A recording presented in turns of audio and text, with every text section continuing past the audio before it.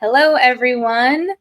Welcome to today's Fairy God Boss live webinar. We are so excited to have you all here today. We'll give folks just a few more seconds to connect before we get started with today's discussion. But while we're waiting, we would love to hear more about our audience. So feel free to use the chat function on the right-hand side of your screen. Tell us where you're located, maybe your name, which I guess would be included when you tell us where you're located. And then if you're comfortable, feel free to share your LinkedIn URL and continue connecting with others after today's conversation. So we'd love to see where you're dialing in from. I'm personally dialing in from Austin, Texas, so we'd love to see where folks are all over the world. While you are in the chat, again, my name is Morgan. I don't think I told you that. I am a senior account manager at the Muse and Fairy God Boss, and I am extremely excited for today's conversation. Just a couple of notes before we begin. First and foremost, this conversation will be recorded and shared via email with all registrants. So if you have to pop out or end early, do not worry at all. You will receive a recording of today's chat. And then secondly, during the discussion, we will have time for Q&A. So feel free to use that stage chat feature, like I mentioned, throughout today's discussion. Adding questions, comments, thoughts, and we will have time to get to a few select questions before the hour is done. So feel free to use that functionality whenever you are ready.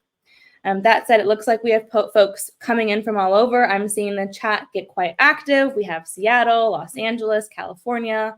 So good morning to people who are based in the West Coast. Good afternoon for those of you who are in Eastern time. But with that said, I think we are set to go ahead and get started. So again, welcome to today's conversation, How to Jumpstart Your AI Career from Experienced Tech Leaders, sponsored by Thomson Reuters. For those of you who do not know, Fairy God Boss is the largest career community for women. Millions of women access the Fairy God Boss platform for career connections, advice, hard-to-find information about how companies actually treat their women employees, and of course, virtual events like the one you're joining today. I am thrilled to be joined by two phenomenal leaders from Thomson Reuters, Carter Cousineau and Adu Dada. Before we get started with the discussion, would each of you take a minute or two, tell us about who you are, your role at Thomson Reuters, where you're located in the States, just to give folks a little bit of background as to who they're going to hear from today. Let's go ahead and start with Anu. All right. Thanks, Morgan. And thanks, everyone, for taking the time to join us here today. It is a pleasure to be here and talk about this very important and timely topic. My name is Anu Doda. I've been in IT industry for about 26 years. I'm a computer science engineering graduate back from India. And I've been fortunate enough to contribute to transforming several industries in several ways throughout the technology transformations. I live in Toronto with my husband and two sons. At TR, I head up engineering for Content Technology Group. In my role, I'm responsible for all the technology that helps TR to acquire, procure, and author the relevant content. And I'm talking about millions of legal documents, billions of public records and news articles and that kind of stuff that enable our research know-how and risk and fraud solutions that we sell to businesses and individuals. As we ingest the content, we process it to make it AI ready, and then we apply further AI to make it customer ready. TR is also home to thousands of lawyers that we call them editorial teams, and I'm also responsible for all the technology that they use in terms of authoring and doing like commentary work on the existing content and that kind of stuff. So like I said, like TR, everyday AI is not new to TR at all. In fact, we've been on that journey for a very long time. Just as an example, we were amongst the earliest commercial applications that leverage natural language processing back in 1990s. So that's when our journey starts. And we've been leveraging AI and machine learning since then, and continue to ride this current wave of generative AI as well. And I'm pretty excited about what we are up to as a company and what we can bring to our customers as well. So that's a little bit about me. Fabulous. Thank you, Anu. Carter, tell us more about yourself. Awesome. Yeah, of course. It's a pleasure to be here as well. And I'm very happy to be doing this with Anu. My name's Carter Kuzno. I lead our data and model AI machine learning governance and ethics strategy and execution across the enterprise at Thomson Reuters. Our mandate really includes ensuring responsible and ethical compliant handling of both our data and the AI that we have within the organization. As you kind of heard from Anu, we have a long-standing history of AI, so there's a lot of data and AI machine learning models that we have to ensure are ethical, responsible, and well governed. So some of this includes setting governance policies and standards, monitoring for data quality, overseeing the model's deployment and development of those models, ensuring that ethical AI practices are in place, and also compliant to the global AI regulations. So one fact that I wanted to mention around Thomson Reuters, as you may have seen, recently announced our investment on $100 million annually of integrating responsible AI into our flagship content and technology solutions across the legal, tax, accounting, and compliance. We're helping professionals to create these intelligent projects, services, and workflows. And my team in particular is responsible to support the management of these technology risks, educate stakeholders across the organization, and continuously improve governance processes through automation and reporting to leadership on data and AI ethics. So that's a little bit about us. Love it. I think this conversation is going to be fantastic, sort of bearing in mind the deep history that Thomson Reuters has with investing in AI and machine learning. So thank you both for being here. I'm very excited to dive in. For audience members who are just joining, if you missed my spiel at the start of the call, we will have the chat functionality live throughout today's conversation. So please feel free to add comments or questions for Anu and Carter. We will have different moments interspersed throughout the conversation where we can answer audience questions. So feel free to use that feature when you're ready.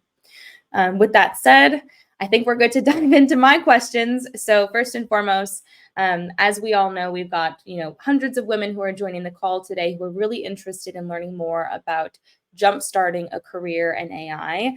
You both have such rich history within the industry. So can you please talk a little bit about different career pathways that people might be able to pursue within this rapidly evolving industry, maybe hit on your own pathway that led you to where you are, to paint a picture for the landscape for folks.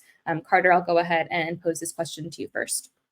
Sure, it's a good question. Today, we still see a lot of positions still being sought out. So that's things like computer vision, machine learning engineers, your data or AI scientists, UX designers, and technology consultants. So I don't see that going anywhere. I still see a strong need and desire from many organizations for those roles.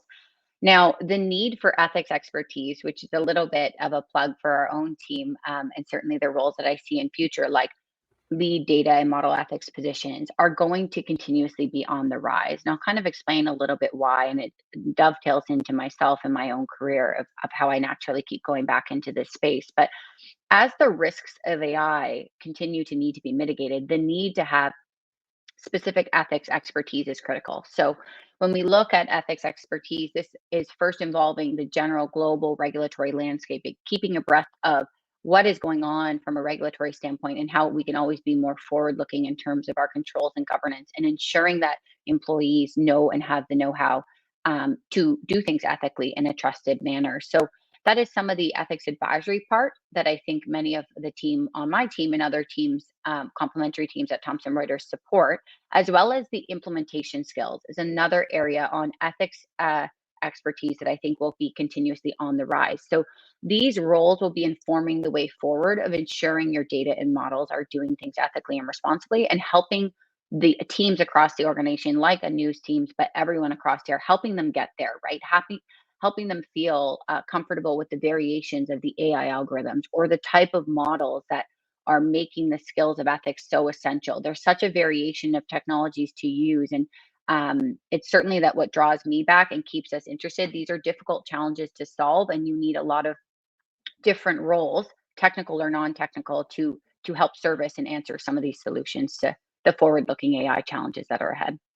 Yeah, that's helpful. Thank you for giving us that context and sort of grounding us in.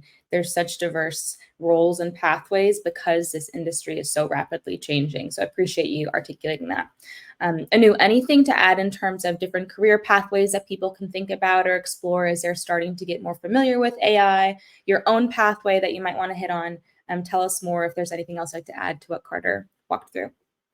Certainly. I think Carter covered it really well in terms of the breadth of different pathways that one can go on, and the very important one in terms of that ethics and governance, which is really it is, I mean, it has always been important, but now with this sudden hype cycle, I think we need to be more focused on that, and definitely a great pathway in my opinion for you to jump onto. And there are, I think, general pathways as well. I think the regular kind of engineering from an applied AI perspective that you could also look into, in terms of which, like, companies like TR that are actively working on product-led AI kind of initiatives to introduce AI baked products, and building those products. It's kind of your normal the AI pathways such as like research and that kind of pathways still exist. And there is engineering, and there is also, like, for those that are in like a domain expertise kind of roles, I think, like, prompt engineering and also kind of other strategic roles where you can help your company to reimagine many facets of either your business or generally the industry itself as to what is possible in the wake of Gen AI and what it can bring to the table, how you can reimagine things. Right? This to me, it's almost like if anyone in our audience can relate to, like, how we were able to reimagine what is possible with internet when that came around in late 90s, or smartphone when that came around in 2000s, right? So it's kind of similar. Like, I think we're in that kind of a hype cycle moment, which will lead to a greater transformation. And I think it's going to be a wonderful transformation as to where that human intelligence and the machine intelligence will intertwine and kind of bring that greater benefit. So I think, to me, pathways are endless, and you could really associate yourself with the pathway that is closest to where you're operating today, and then grow from it in terms of trying different pathways is what I would suggest. But I think the most important thing is how you want to be curious, and you want to be open to that learning and not being intimidated by this change, because this is something, as someone in the technology industry, you have to be comfortable with, and this is where a lot of things are going to really change. And I think it's actually, the main thing is that skill or the mindset around embracing this change and embarking on that change that you want to work yourself into, and then start kind of taking steps towards whichever pathway that most interests you or most relevant to where you stand today. Yeah, that's great. And I can hear the excitement in your voice when you're talking about how quickly this industry is changing, how ripe opportunities are within this space. Like, it's not just one dimensional. People can really apply skills and experiences to so many different pockets of the landscape, which should empower us, right, to go ahead and experiment and really take initiative to try new things. So thank you for articulating that. We have a lot of folks who are joining coming from different industries, right? They might already be in tech. They might be interested in sort of pivoting to this AI space. So I'd love to talk more about what advice you have for individuals who are transitioning from different roles, either in tech or out of tech, to AI-specific roles. What skills or experiences do you think would really add value to someone's career pivot who's coming to this market for the first time? Anu, you mentioned this a little bit at the end of your previous question, but I'd love to talk more about what advice you have for those folks who are making that pivot. Yeah, no, I think, again, we are in a world where it's unlike like when I started my career in 90s, where you have to really go out, discover the information or buy the information. But here there is a lot of information on the internet where you can actually start from a foundational perspective to understand the different concepts, foundations, what is AI, what is generative AI, or what is LLM, or what is machine learning and different models that there are and all that stuff, right? So I think you could start kind of understanding the foundation, but kind of reflect, because you're already using AI in so many ways today already. Like maybe if you use Spotify to listen to your music or YouTube, to watch your videos, and all of that is running on AI already. And be curious about how that application is kind of working for you, and it's kind of that is what you're trying to embark on in terms of doing for your customers or for your in your role or something like that, right? So I think the most important advice, at least from me, is not to think of this as a full 360-degree shift in terms of the skills you need to gather. Rather, think of like you already know to an extent in terms of what you're doing in your space, then kind of figure out how to kind of make your way. If you're completely new to this industry and trying to jump at this, again, like leverage from your own personal experience as to the applicable use cases, and get curious about that, how those use cases were made possible for your consumption, and thereby apply that for you to kind of transition into is what I would say. I mean, again, like for a lot of people who are kind of already in technology, I'd also want to put a shameless plug there that at TR we are hiring across our multiple locations for machine learning scientists and data scientists and stuff like that. So you should go check out our careers page as well if any of that best suits you. But I'm sure a lot of the other companies are on similar journey as well. No shameless plugs here, Anu. I think it's great to continue hiring and advocating for TR and the great work that y'all have been doing. And I love what you mentioned about being curious, right? What skills do you already have? How are you already using AI in your everyday life to help make that transition a little bit more seamless if you just sort of take a step back and think about the ways in which you're already engaging with, aware of, and using these platforms in our everyday sort of situations with work or personal life.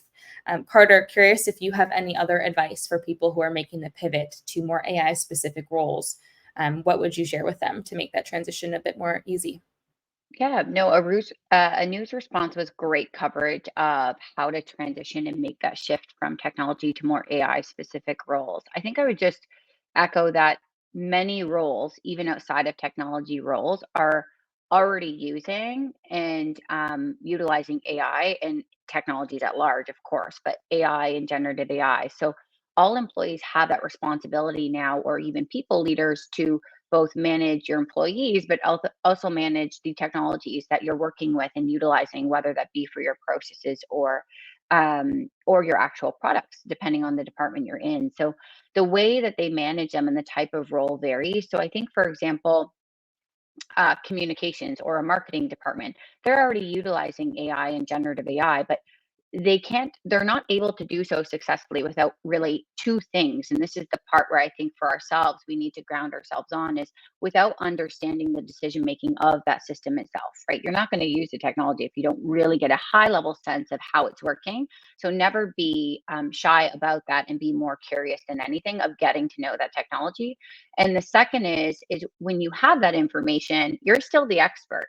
Your role is still the expert, irrespective of what role you're in. So if we go back to the communication and marketing department, they're reviewing that content to make sure that content is correct. Technology can still get it wrong, just like humans can. But those are the two critical things that in the human to the AI interactions won't be going anywhere in future. And that's what actually makes you more of a versatile selling feature. You will work with the technologies, get comfortable with them, be curious. I think all roles should consider expanding that common foundation and fundamentals around just learning general AI and machine learning.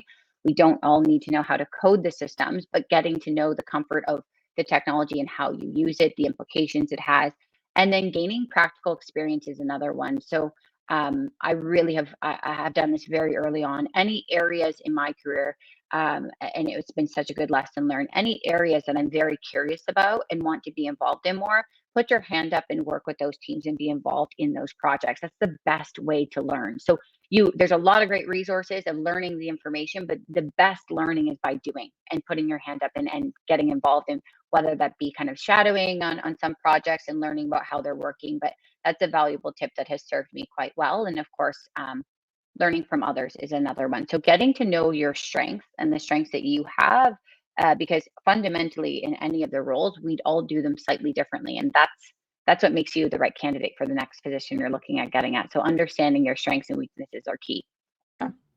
That's super helpful. And I love what you mentioned about if you're already managing teams who may not be typical technical teams, you still are likely using AI to some extent. So, how do you manage people ethically who are using these platforms? To your earlier point about the ethics of AI, and then of course you and Anu both echoed how important curiosity is. So, I think if anybody walks away with anything, be curious, be a hand raiser, take initiative, because to Carter's point, it goes a long way as you are fully making maybe more robust transitions to different roles, departments, or companies that best align with your new interests moving forward within the space. So thank you for adding that. That was really helpful. You've both already hit on this, so feel free to just sort of add additional color if you feel like you've exhausted your response, no worries. But I'd like to talk more about the trends that you're seeing within the industry. You mentioned, ways in which people can best position themselves for these transitions. I think a part of that is being aware of key industry trends and being able to sort of speak, at least at a high level, to what's happening in the market. So can you both take a minute to walk us through what are some trends that you're seeing in AI that really excite you? Like, what are the things that you're reading about on the weekends? Like, oh, this is amazing. I can't wait to see this come to life. Just to get our audience more aware of what's happening in this space broadly and like what projects you both are particularly excited by.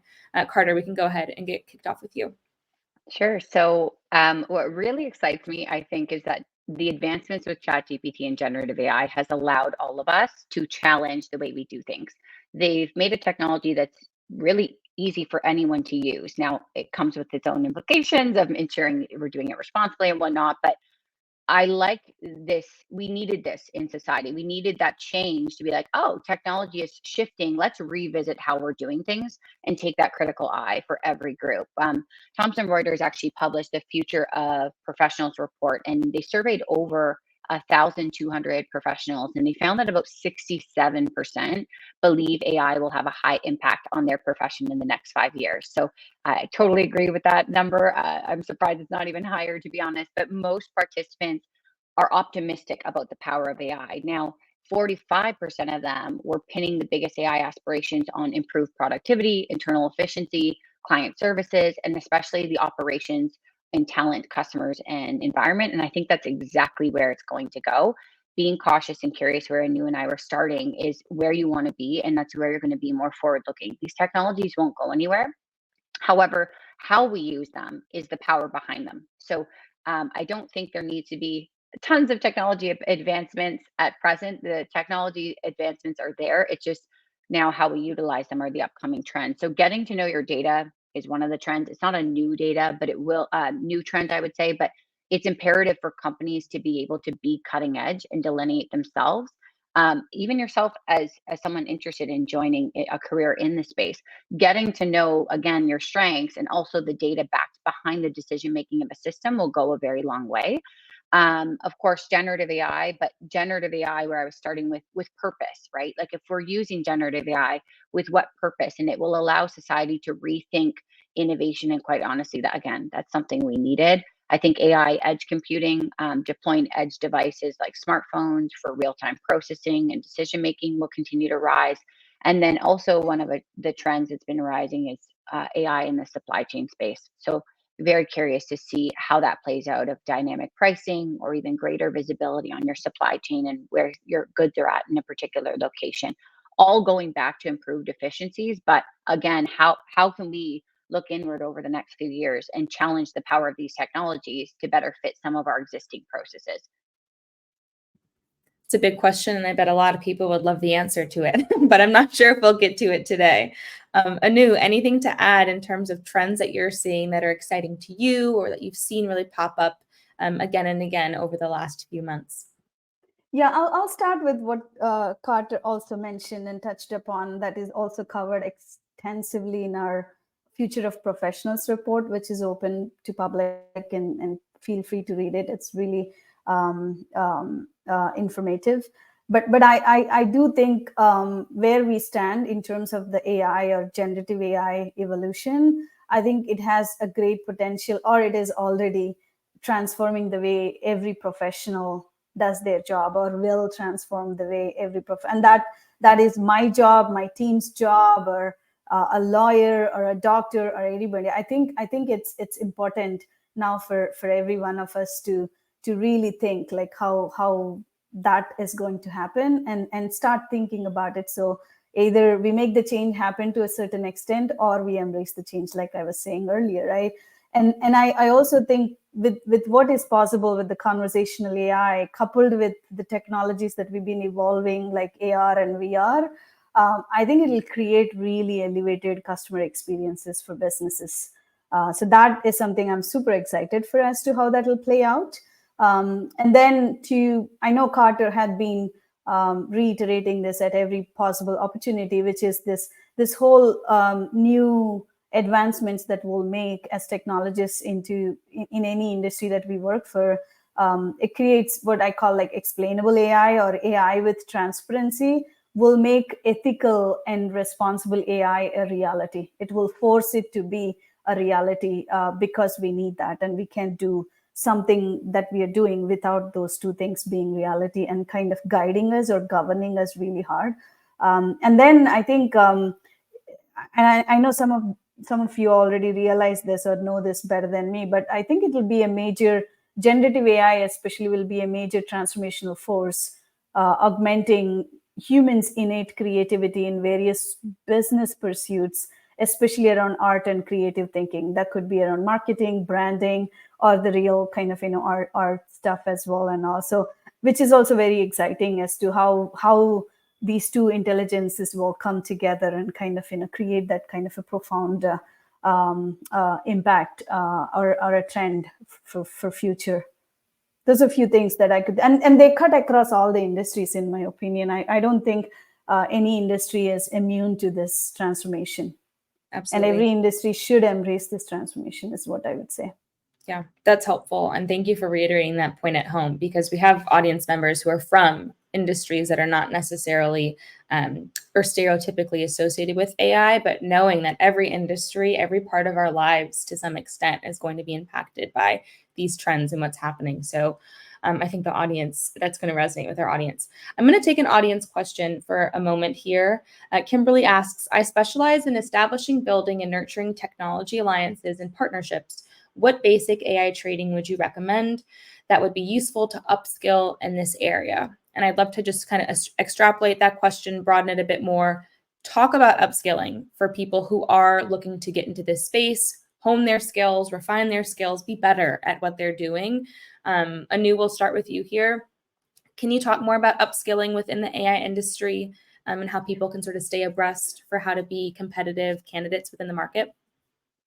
Definitely. I think, again, I'll go back to some of the well-known resources like Coursera or LinkedIn Learning, and there may be several other things as well that I don't come into my head right now, but I know a lot of you know. But I'm seeing a lot of foundational courses available through all these channels. I think it's important you get the foundation right when you're kind of trying to understand what this is about, if you are not already in this kind of path somehow, right? So that foundational aspects around, again, like what is AI or what is machine learning, what kind of foundational models that there are, and then what is the difference between that and today's this GPT-4, aka like large language models, and where they have come to, and what kind of use cases are they supporting, right? It's kind of that general understanding, like create that general understanding for yourself on the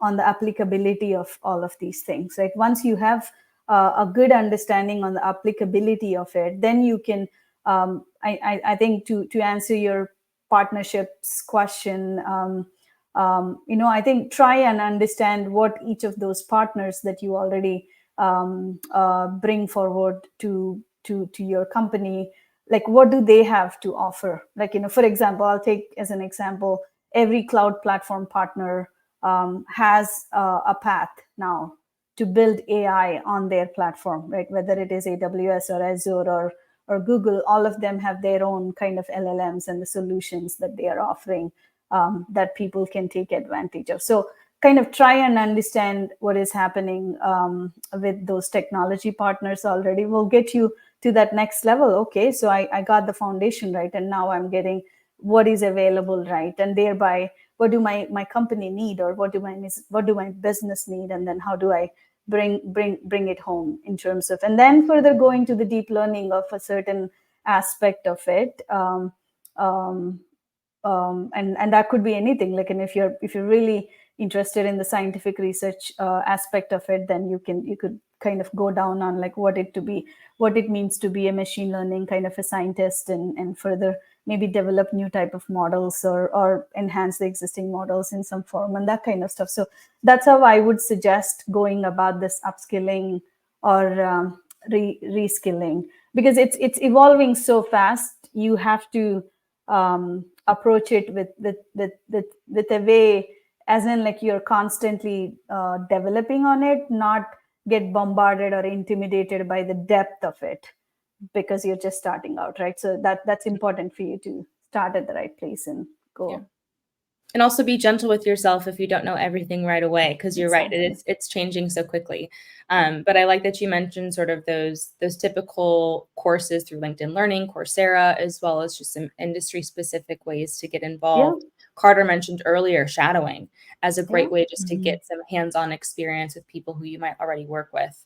Go ahead. And just to add to, like, if you're in a company like TR, like they should already be thinking how to provide you those learning pathways as well. So I would say ask what is available or what can be made available through where you're working as well.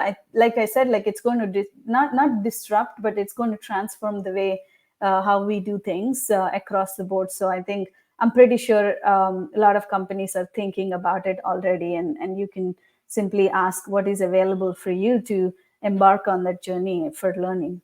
Absolutely. Carter, any other last or additions in terms of upskilling? Sure. Yeah. I was going to echo that when I look at this question, because it's a great question, Kimberly, that when you're building and establishing and nurturing those technology alliances, just remember the technology.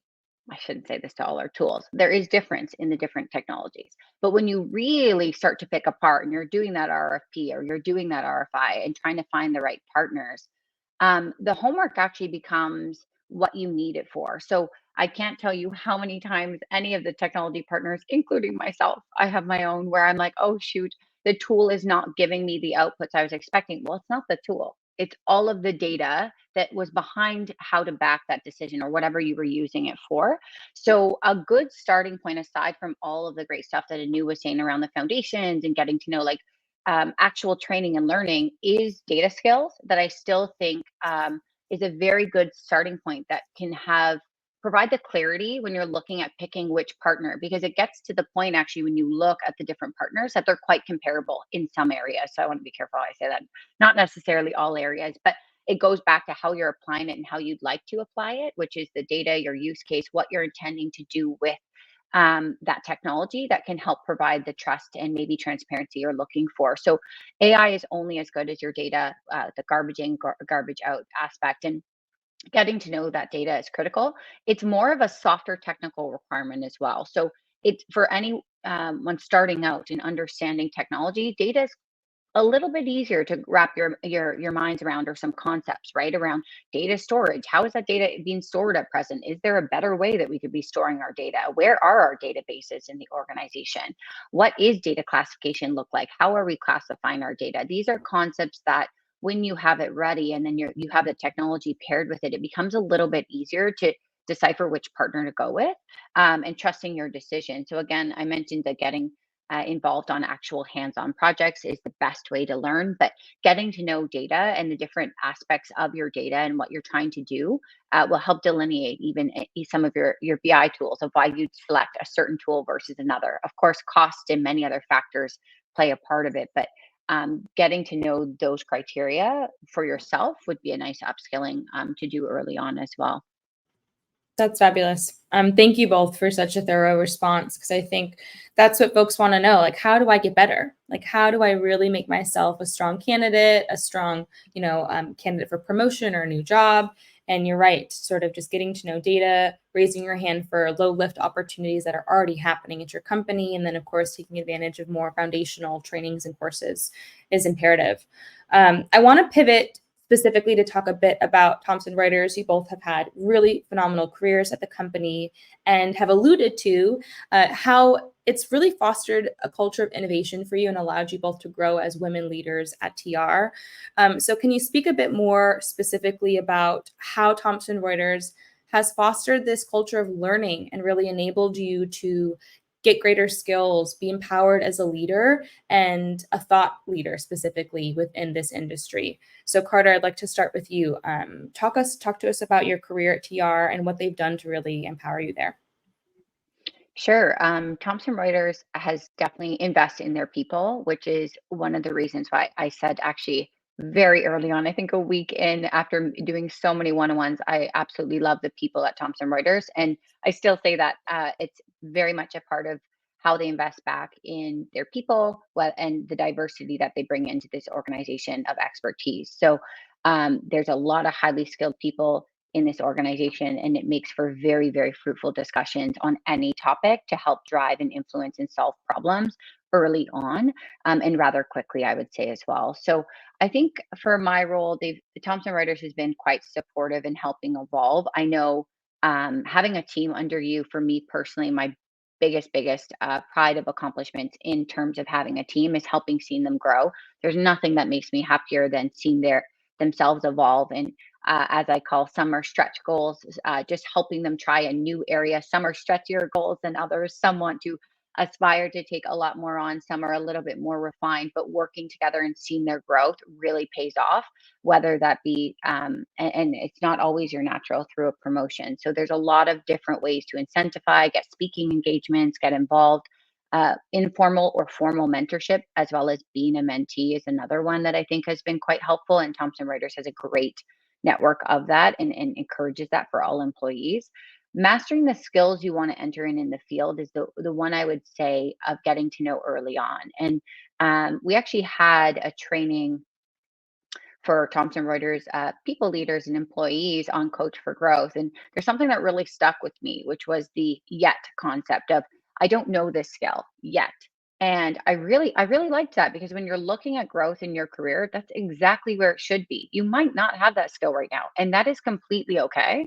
How do you get there? And the plan that you put to build your yet is what will make you reach that target. So I often, for myself, will put a target, maybe 5, it's completely up to you, years out, and I'll write it on a piece of paper.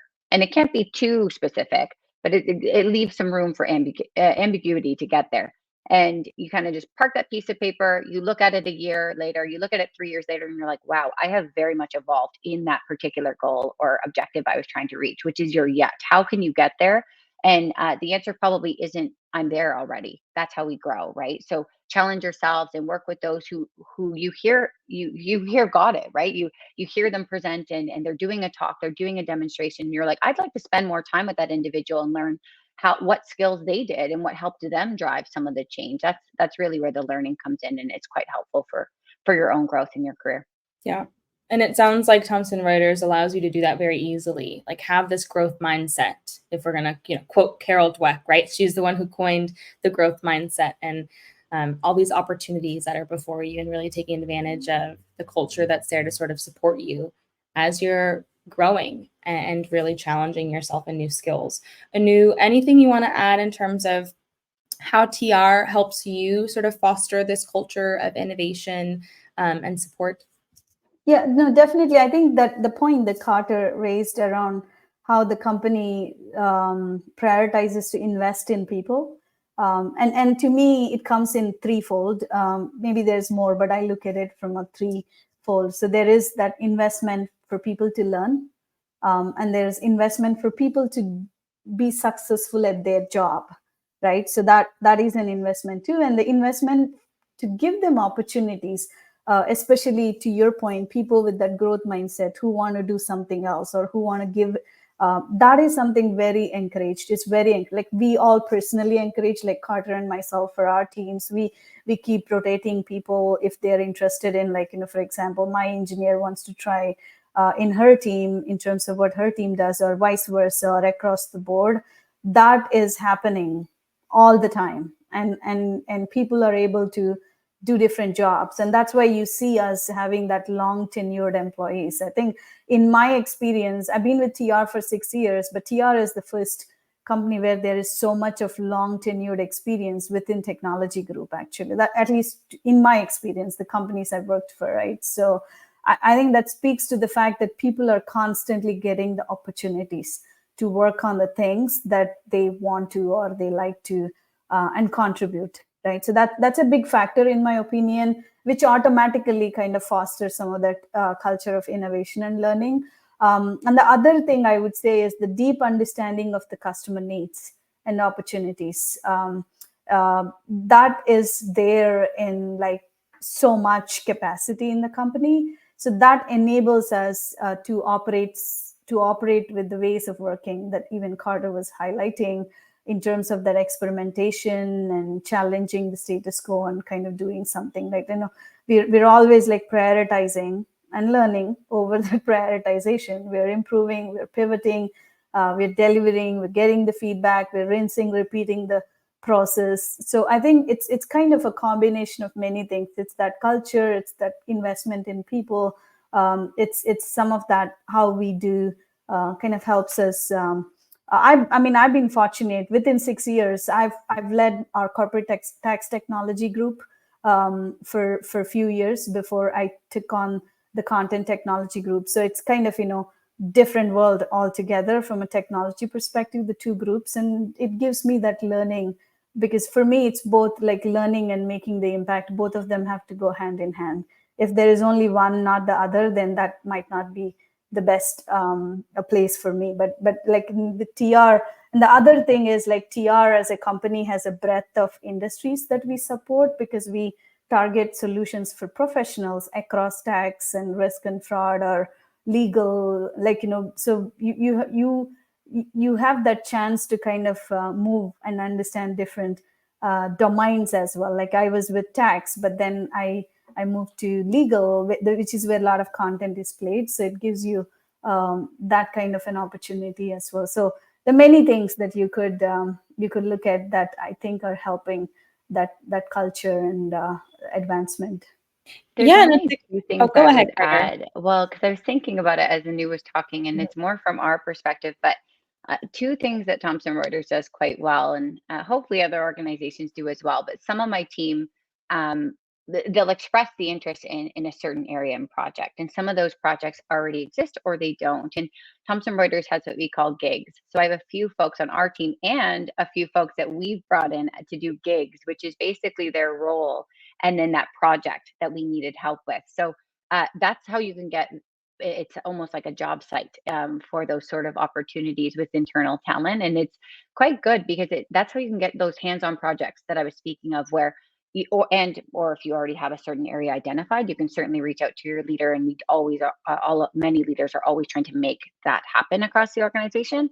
The last is the broader investment across TR. So we have global learning days, and in our first one back in, I believe Q1, Q2 was our AI learning day, which had over 6,000 attendees and very, very well received. So we have initiatives that are quite large in scope for TR and then quite small in the immediate core team. So those are the two that I figured I'd share. No, I love that. I like that the gigs idea sounds like an incredible opportunity, and also very easy for folks listening to implement in their own teams. Just like extend the hand to people who want to help you with projects. And I love what you mentioned earlier about feeling as though you can learn and grow and have impact at the same time. Because often we might have one or the other. You're either stretching or doing stretchier goals, like you mentioned, Carter, and you're not feeling as though you have an impact, or you have an impact, but it's not really requiring you to grow or stretch. So having that balance is incredible. And I'm really happy to hear that both of you have it at TR. At Fairy Godboss, we have a tradition of asking our panelists during these live webinars the following question, which is a little bit more about you and how you feel about accomplishments that you have had, either personal or professional. So I'd like to hear from both of you and have you share an accomplishment that you are most proud of with our audience, to take the next 30 seconds and really brag about some of the amazing things that you have done. So Carter, This might be a hard question, but I'd like for you to take 30 seconds and tell me a humble brag about, not even that humble, about a time or an accomplishment that really stands out for you. Sure. Obviously, if I go personal, the first thing that went to mind was my daughter. She just keeps learning and see her growing and her brain developing. It's just fascinating, and I'm very, very proud of that. So that will win every day of the week. In terms of my career path, or the thing that I would say is really your career path is yours to build, and never give up or lose hope on what you're aspiring to do. Um, I'm quite happy with the environment now, and even what the future will look like of writing down your career aspirations. What you see today is not what you'll see in 5 or 10 years. So it really is yours to build, and it evolves, and it's up to you to be able to build that evolution. So um, that's what I would say. Like it's served quite well to stick an objective on a piece of paper, very non-technical at all, on a piece of paper, not in a note, actually on a piece of paper, and keep checking in on that. And it reminds you of where objectively you personally wanted to go at that time. It can change, it can adjust, but as society changes, as roles change, I actually quite like my boss, Glenda, the head of data and analytics, who said, Carter, 20 years ago, this role wasn't even a role. And I expect that's going to continue in the future. There's a lot more new roles out there in technology that don't even exist from a title perspective yet. So keep growing, and it will serve you well in future. Anu, how about you? Take your time to brag about an accomplishment. I was just wondering, how can I beat Carter with what she said? So, I mean, I think I'm a little bit similar to where Carter was going with her mindset, but I'm proud of everything I was able to accomplish, both as an individual and as a professional. I'm really proud of everything. And I say that really with 100% confidence in retrospect. I would not have been who I am today if it were not to be everything that I was able to do or try or learn back in my time throughout my life. So I think there is not one thing, for me to pick one thing out of those things is like, no, I can't do that, because I'm super proud of who I have been, how I've navigated, and I picked myself back up, and I started again walking, running, and all that stuff, and that's something I actually think as a mother, to Carter's point, with 2 sons, and I think it's something that you also unknowingly instill into your kids too. That approach that you've been taking just unknowingly is like, they see you, they look at like that's how things happen, and kind of they learn from that as well. So I think I'm proud of everything, both my successes and my failures. And I ask that everybody, and I say this to my team and the people I mentor as well, that always like self-reflect and be proud of where you were yesterday to where you are today, and you yourself will be amazed about your own growing abilities, as long as you wear that growth mindset. To your point, Carter's point, I think it's important that we are a lifelong learner. We keep that humility, and know that we can't know everything. We need to learn to know everything or anything, all that stuff. And now it's a separate thing about how you choose to talk about it, right? And I personally not someone that is comfortable about bragging but then what I'm doing is I'm always learning to be someone that is comfortable enough, who is articulating what I'm able to contribute and what kind of an impact I'm making. I think that is what we need to strengthen ourselves with, and kind of put that in context for people, because a lot of times you think other person will understand what you're able to done, but 0 times they actually look at it from your perspective. So you got to put that perspective at the table, and it doesn't have to be in a bragging way. Rather, it has to be in like, this is what I have done or my team has done, and this is how it helped. It's a celebration. Right? So that kind of, celebrate your wins, your failures as well, but always talk about them, either to yourself through self-reflection or with your teams and all that stuff, right? So that's something I completely encourage. Yeah, that's great, Anu. And I think that's a nice little homework assignment for our audience members. Take note for your wins, right? After you log off of today's call, like take a walk and think about the things that you're really proud of that you've already accomplished. And then to Carter's point, what else is left for you to work towards? What else excites you? I think that's a nice little reminder. Like, we've accomplished so much and there's so much more you're capable of learning and doing. I want to pivot to audience questions in the few minutes we have left. So we're going to take a break and pivot away from my questions. Michelle's wondering, Carter, and this harkens back to where you started. So Carter, does the topic of ethics include possible bias in AI training data and results bias in responses? Yes, great question. And I probably should have better articulated that in my intro, so I apologize. When I'm referring to data and AI ethics, that includes basically all of our data and AI ethics, Thomson Reuters principles. Hopefully, we can actually publish those there, but that would include partnering with trusted partners, being a trusted partner in the use around our data, all the way through from security, privacy, the ethics being bias, which would be pulling in fairness, the detection and mitigation of bias concerns, should that be in your models, transparency, explainability, as well as in interpretability, also sustainability and the sustainability model. And then ultimately, in the way of which you build ethics in the organization, there's that accountability structure. So that's ethics in a very, very quick summary, all of the high level concepts that would be under ethics. And I think, Carter, people can find it on tr.com, if I'm not wrong. I think we put our AI principles over there too.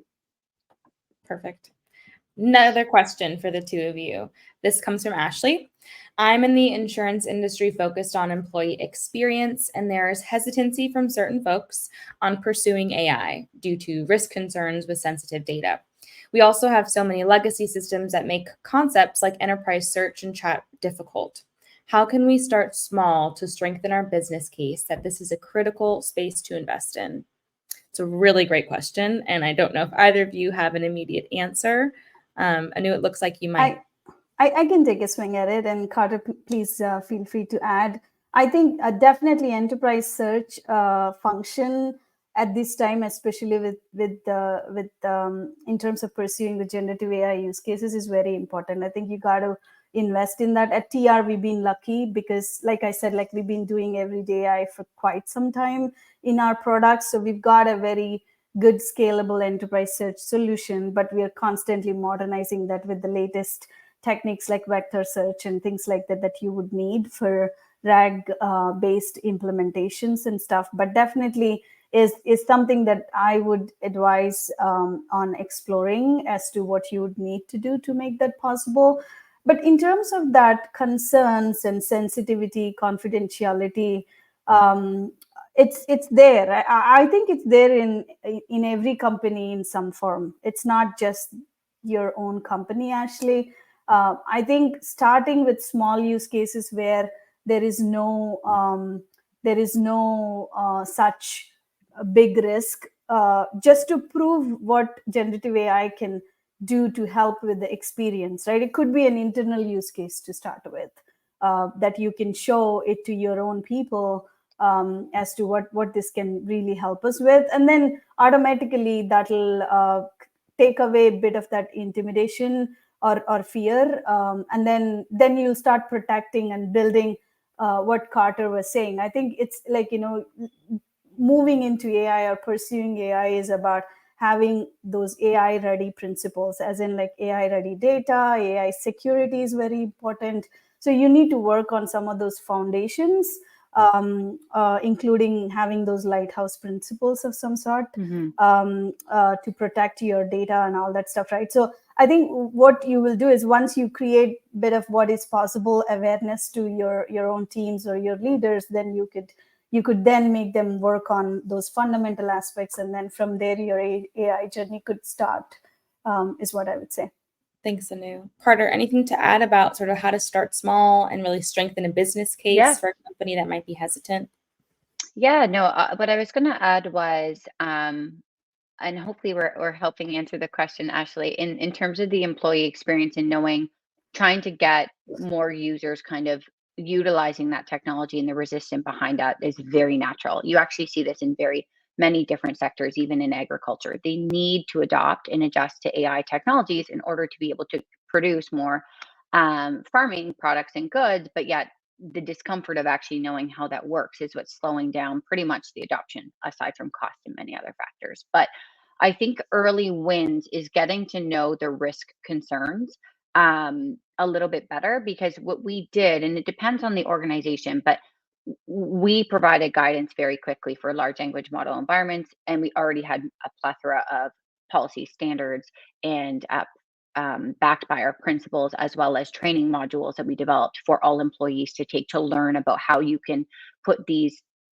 controls into action and mitigate those risks, aside from following up and making sure they're compliant and done. But an early start that we did do when we looked at employee experience and utilizing the technologies was we built a secure environment. So that's more of the employee process side. So instead of going directly to ChatGPT to respond, we created an environment that's secure, that would allow employees to feel more comfortable with using it, still backed by the same technology, but it's in a confined space. So the sensitive data and things around those aspects are a little bit less removed for the employee, and they can start to use the technology, get more familiar in that environment, as opposed to kind of going off direct, which has its own additional risks in doing so. So Perfect. Thank you both so much. I hope that was helpful to our question asker. We are approaching the last few minutes of our conversation, and we're going to pivot really quickly to a lightning round of questions that are a little bit less AI specific, but I think still wholesome and helpful as people think about career development and growth. Anu and Carter, what advice would you give to your younger self as you think about your professional development and growth? Anu, do you want to start with this one? Well, I mean, to put it succinct, I guess I would tell my younger self to give more credit to herself. I think I've always been very critical of myself, and in reflection, as I'm learning what I was saying earlier as well, it's important that you take time to give yourself that credit that you deserve from where you have come from and where you got to and how you're progressing and all that stuff. So that would be the one, because there were times where I beat myself up too hard. Yeah, it's always easier to be critical of ourselves compared to showing ourselves grace and compassion. So thank you for saying that. I think I needed to hear that today as well. Carter, what advice would you share with your younger self? I fully agree with Anu. So that's the only reason why I'm smiling, because I am also very, very hard on myself. However, I would just try to do something different. What I would say to my younger self is there are points still throughout your career that ebb and flow. Just like a roller coaster, there are highs and lows. There's points that you're like, what is next?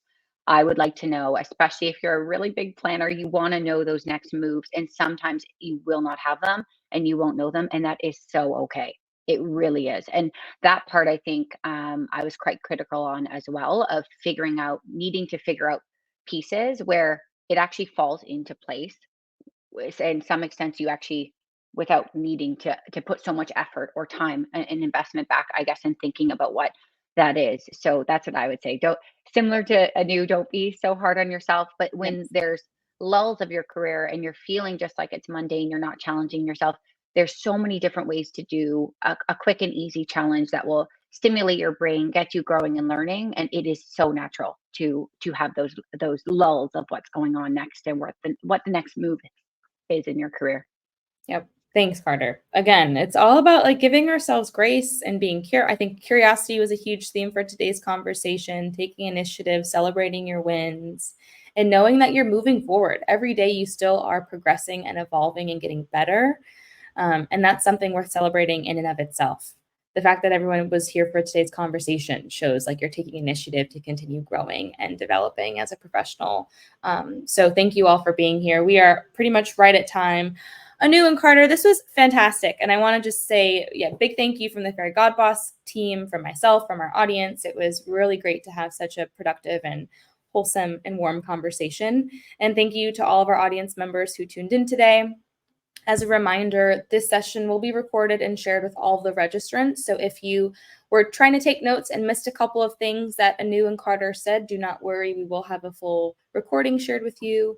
But in the meantime, please feel free to check out Thomson Reuters on the Fairy God Boss platform, their open roles, opportunities, if you're interested in learning more about their company culture or opportunities for employment.